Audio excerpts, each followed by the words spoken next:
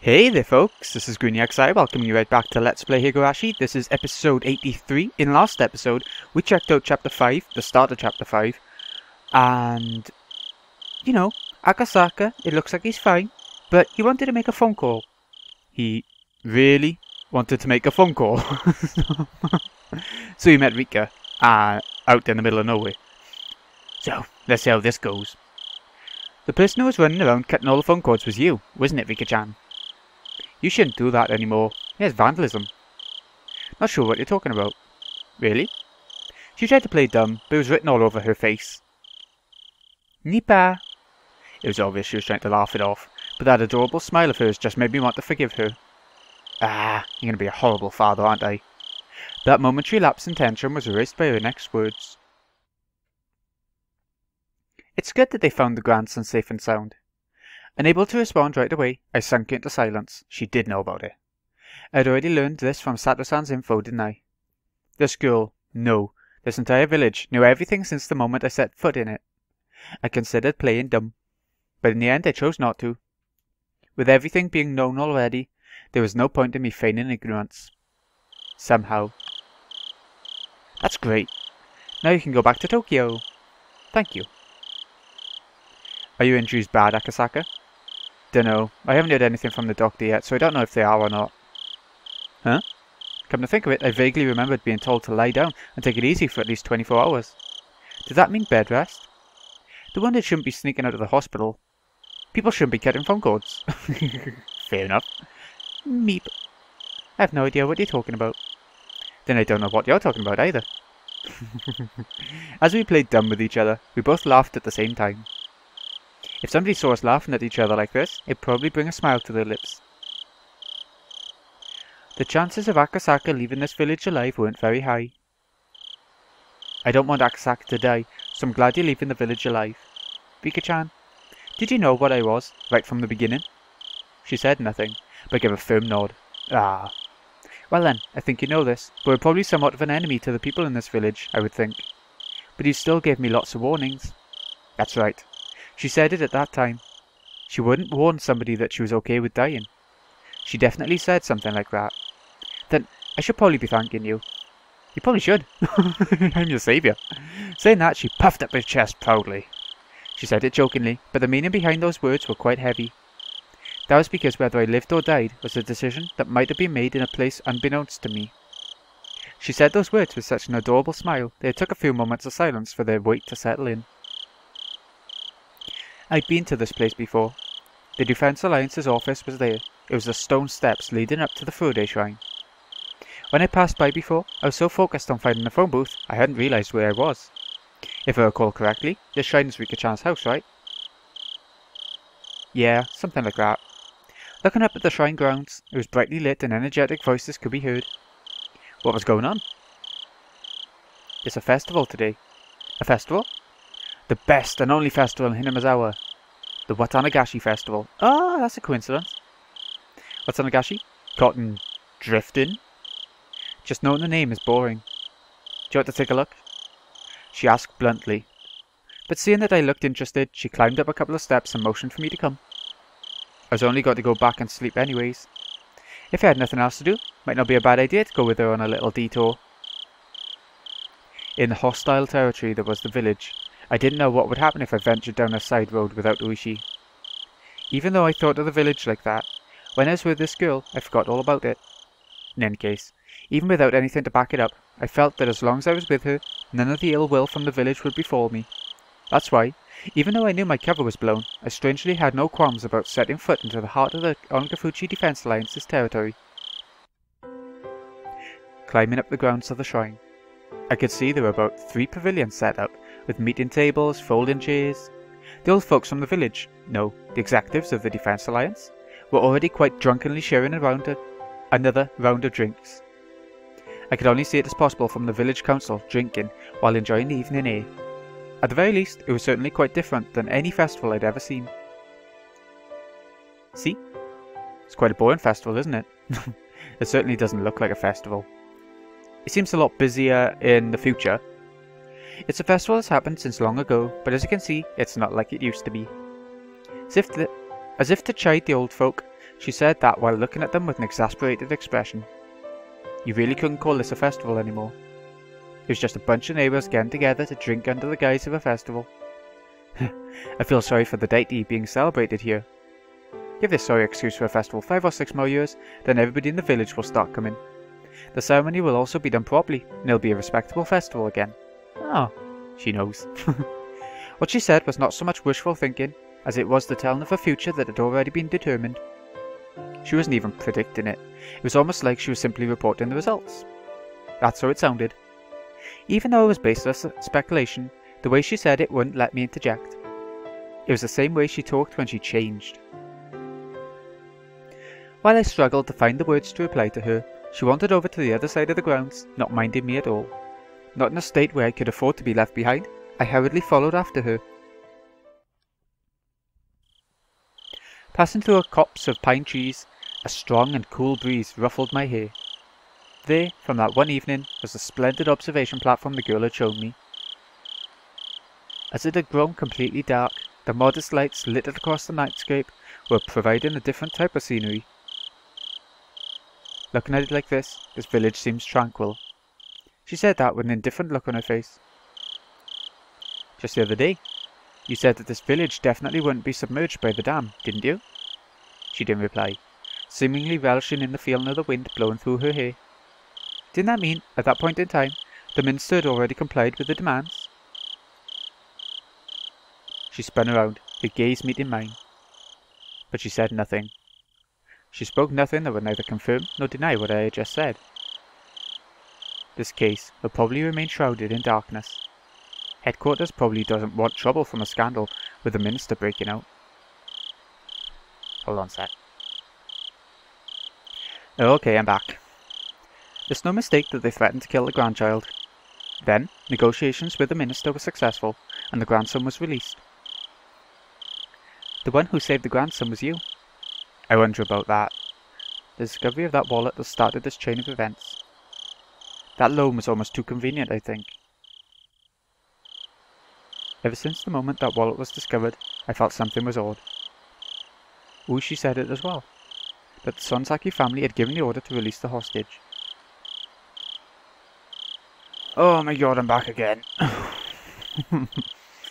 Okay. Meaning that our little manhunt was a farce to begin with. Come to think of it, I was punched, kicked, had a gun pointed at me. I felt like they put up quite a fight, but that might have been all part of a good performance. Once the negotiations were successful, they couldn't just say, here you go, and return the minister's grandson right to his doorstep. They knew the public safety had realised that this was a kidnapping case and were moving in on it. That's why, due to the actions of public safety, the grandson was able to be rescued safely. So the minister didn't give in to any unreasonable demands. That type of performance was necessary. I don't know about these difficult things. Likewise. Even for me I can't make much sense of it. But there's one thing I can be certain of. It's just as you said. This village won't be submerged.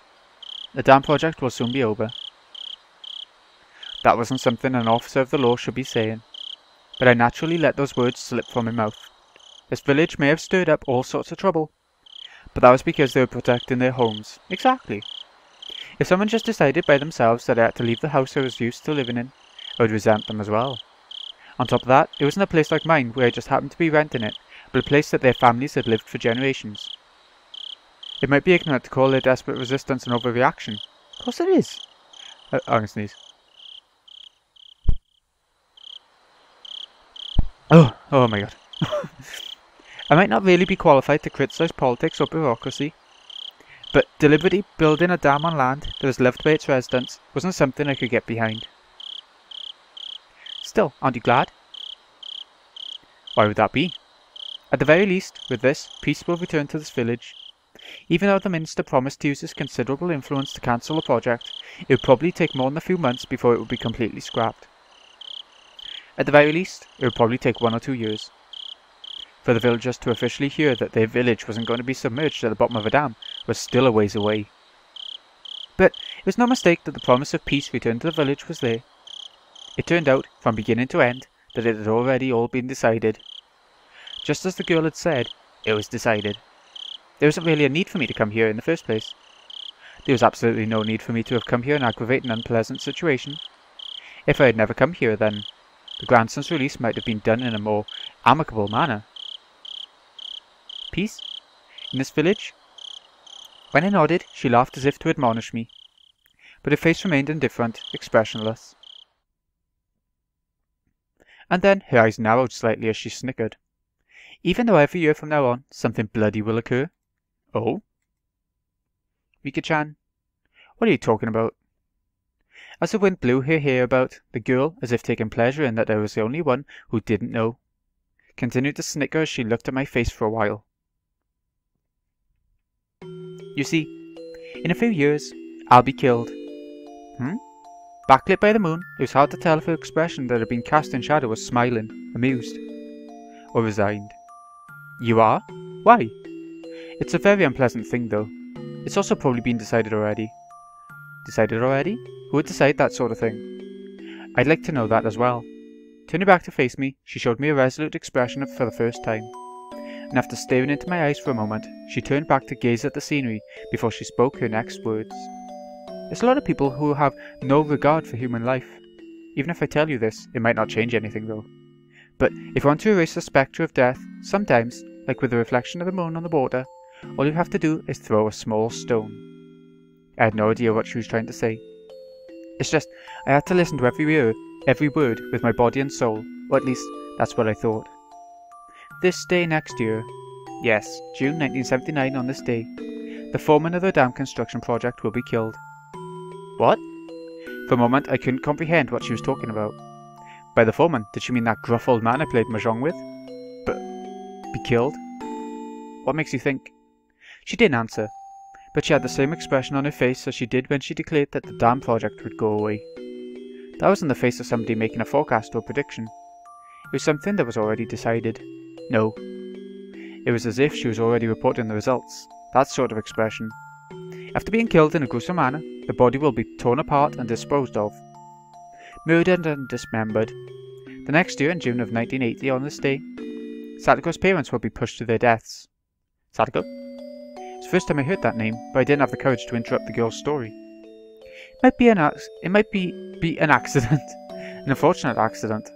The girl smiled faintly, but she wasn't exactly encouraging me to smile along with the lifeless look in her eyes. And then the year after that, this day of June, 1981, my parents will be killed. And then the year after that, this day in June of 1982, Satoko's abusive aunt will have her head split open and die. And then the year after that, this day in the June of 1983, or possibly a few days afterwards, I will be killed. If all the deaths are preordained, then the last one will also be all according to plan. But then, whose plan would it be?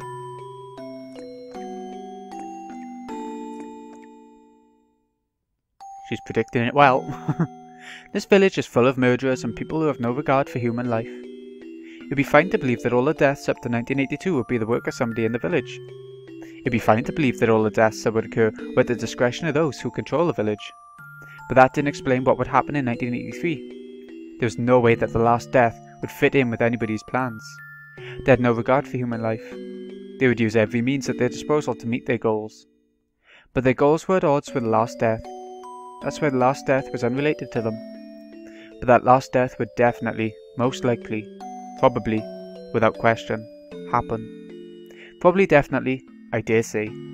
The last death would be a merciful one.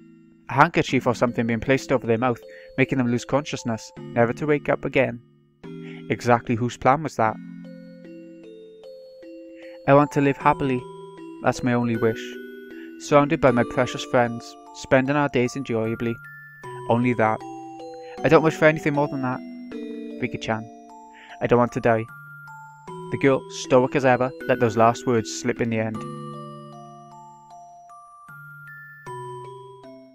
It is really horrible to think that Rika could die. She's the innocent character. Eventually, we were discovered by some drunks. The girl, as well as I, were dragged back to the festivities. Everybody was completely drunk, so even when they saw my head completely wrapped in bandages, they wouldn't let me leave. Well, certainly, if I was in good enough condition to slip out of the hospital, it must not be that serious. The girl was mingling with everybody, being pampered like a kitten. Her expression was adorable, nothing like the one from just before, predicting her own death and whispering that she didn't want to die. Having said that, having a silly and lively conversation like this, it was hard to believe that these people were the core of an extremist resistance group. Even if it was a shell of its former self, it was a festival where people in the village gathered, so the 20-some-odd folk here should have included some of the village executives and other important members. Among those, there was no doubt that there were members that were at the Sonzaki family council in attendance. Meaning, even if we never met face to face before, there were people here who knew my identity. In a small village like this, they knew the faces of all the villagers that lived here. That's why, without even saying anything, it soon became obvious that I was an outsider. But they actually seemed interested by that, asking me all sorts of questions about Tokyo, drinking while musing on the faint relationship the city had with the villagers and empathizing with the rather meagre environment. The confidential talks with the minister were finished, his grandson was in police custody, everything was over. I might not have to put in another perilous situation. Have to be put in. To me, they were only my adversaries because of my job. Outside of that, there was no reason I couldn't be friendly with them. The next time I visited this village, would it return to being a tranquil and beautiful place? If that happened, I might be able to take a relaxed walk around the village with her again. My cup was once again filled to the brim with beer. What about the meds? By the time I was able to get away, it was the middle of the night. I mean, we never saw that he had any meds, I don't think, but he was recovering in hospital or clinic. The girl had at some point disappeared. It seemed that her parents had told her to go home and sleep when she let out a large yawn. The old folks, who had absolutely no remorse for making an injured person hang out with them, told me as much as they laughed. I was just there drinking, so I had thought to help a bit with cleanup. However, my help was refused on the grounds that I was a guest. On top of that, they had a car prepared to take me back to the hospital. Yay! Losing the battle against my sleepiness inside the car, I was sound asleep until we reached the parking lot of the hospital.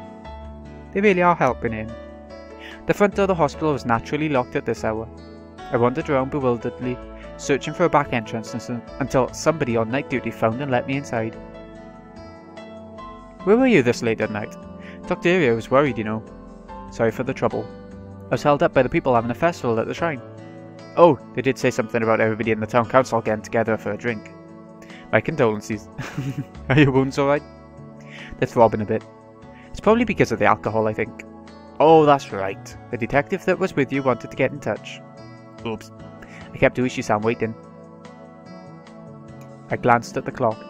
No matter how you looked at it, it was way too late to call him now. I'll apologise to him tomorrow over the phone.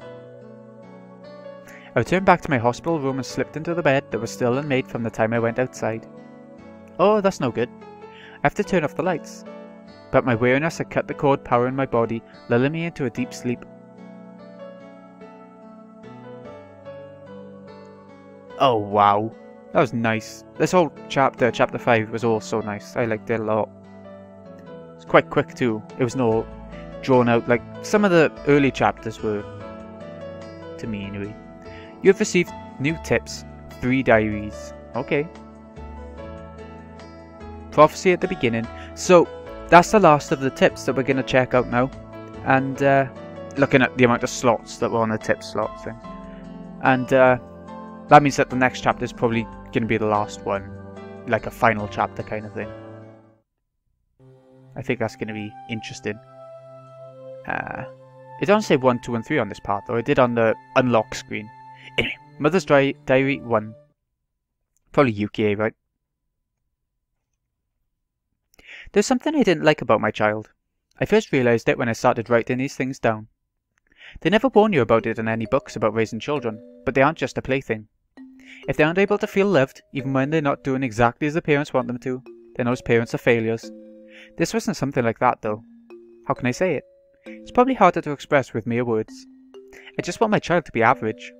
As long as they weren't falling behind, there wasn't any need for them to excel at something. As long as they acted appropriately for their age, I would have been fine with it. But my child had been different ever since kindergarten. While the children in her class were running around in excitement about the field trip the next day, she only wore a bored look on her face, aloof and distant. No, it's not Yuki, I don't think. When the other kids broke the equipment for the athletics festival and were apologising fervently, she only wore a bored look on her face, aloof and distant. When the teacher was reading a fun picture book, only she wasn't smiling. Even if they all got to eat the delicious bento, only she wasn't happy. If it was only this, it would still be in the realm of understanding. However, what I don't understand about my child is if the aforementioned situation had happened again, they'd now act in a manner befitting their age. I don't understand the principle behind that as a parent. Why were they indifferent about that field trip, but happy about this one? Why were they indifferent about that picture book, but happy about this one? Why were they indifferent about that bento, but happy about this one? The former and the latter in each situation seem exactly the same to me. But there was even times when I thought the former one was better. I don't understand that child's feelings. During parent-teacher meetings, the teacher always says the same thing, and I would always respond that I don't understand my own child, and we would mope together. My husband, always the optimist, once said that a young child's feelings are different from an adult's, so if there were some things we didn't understand, we shouldn't worry about it. I lament this lack of urgency. One day, when I was in a good mood, I took the effort to prepare a menu that my child would enjoy, but she only smiled with a vague expression of disinterest. That attitude frankly made me angry, so I hit her on the head. Bonk. On a day when the weather was nice, the laundry I had just hung up to dry was blown by a large gust of wind, causing the entire line to fall down. But she, watching me trying to pick up the laundry in a panic, stood there laughing. I would too. That attitude frankly made me angry, so I hit her on the head. Bonk. I think the same sort of thing happened countless times.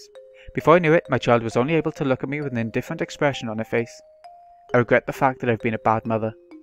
Thinking I should regain her trust, I thought to get it back little by little with some light interactions. Seeing her do some sort of craft work on the veranda, I called out to her. These past few days have been nice and sunny. The air feels nice, doesn't it?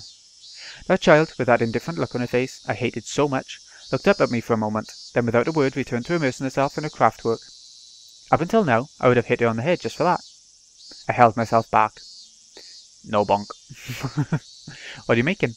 Is it a doll? A weather charm. That child was using inserts from the newspaper to deftly make some weather charms. The forecast hadn't called for rain, but that child, in her own way, was praying that these sunny days would continue. Being able to understand my own child for the first time in a while, I couldn't hide my own happiness. Bringing out a ball of yarn, I began to hang my child's cute weather charms from the eaves of the house. Ha! It's no good, Rika. Oh, it's Rika. There we go. The heads are too heavy, see? They become reverse weather charms now. If they're like this, they'll call the rain instead of the sun. When I started to take them down, my child tugged at the hem of my shirt as if to stop me. That's because I made them to be upside down. They're fine. But Rika, if they're upside down, there won't be a charm that calls for a sunny day, you know? I was making a charm for it to rain, so they're fine. I desperately suppressed the emotions welling up inside of me. I was trying desperately to understand my child. Oh, I see. The morning glories in the garden were starting to get a little wilted from all the sun, so you wanted some rain, right? That child turned to me with the expression that I hated the most. I got bored of the clear weather. I don't understand. I don't understand. I just can't understand that child. Very bored. We've seen that expression, that indifferent expression on Rika during the main story, didn't we? Sometimes when she'd change. Okay, Mother's Diary 2. I can't remember that bit being in the anime or manga, by the way. I think it might be unique to the game. During the family council, she buried herself under Oyu-san's futon again. Oyu-san dotes on her unwaveringly. No matter whatever insolence my child commits, she doesn't mind. It's almost as though my child's a kitten or something. Oyu dotes on her exactly like you would a kitten. As her mother, I chided her for doing that. Until Oyu-san had said 3 times that it was fine, I chided her as a formality. Of course, she never lends an ear to any of my chidings. Knowing that Oyu-san's standing was far above mine, she behaves like that. I don't like the cunning that's unbefitting of her age either. In any case, not only Oyu-san, but the rest of the old folk in the village spoil her too much. Everyone likes her. One day I was surprised. By chance, on the way back from some shopping, I saw her by herself just outside a candy shop. My own child suddenly grabbed the snack, opened the package right there and then, and started eating it. She didn't make any attempt to pay for it. She didn't even think of looking around. It didn't even feel like she was shoplifting, more like she was brazenly eating snacks that we offered to her. When I began to admonish my child, the elderly shop owner appeared and covered for her. The owner gave the ridiculous excuse that he had said it was okay for that child to eat any of the snacks up at the entrance, so it was fine. When I tried to pay for the snacks that my child had eaten, the owner refused my money. During that exchange, more old folks had suddenly gathered round and began to feel like I was the one in the wrong. The elderly people all put their hands together reverently in front of my child and repeatedly voiced their respects. I was born into the Faraday family, so it wasn't like I didn't know why she was being treated specially. When I was still young, it was something I heard often from my grandmother. If by chance the child that I gave birth to was a girl, that child would be the living incarnation of Oyashiro-sama. All the older folk believe she's the living incarnation of Oyashiro-sama and spoil her rotten. And not only did they spoil her, but they even told her she was the living incarnation of Oyashiro-sama, that she had a divine power and threw all sorts of strange folktales her way. So she may have begun to believe herself that she was a special existence. I went around and told everybody that it wasn't good for her upbringing, so to stop telling her all these strange things, but there was no uprooting the elderly people's deep-seated superstitions. I told my child not to listen to them, but it ended up being that she stopped listening to me. Between all the old folks in the village who would dote on her, and myself who only scolded her, there's no wonder who she would listen to. There's no mistaking that the reason she had become strange was because of the elderly villagers. There was no doubt that they had shoved her full of strange folk tales and superstitions since she was young.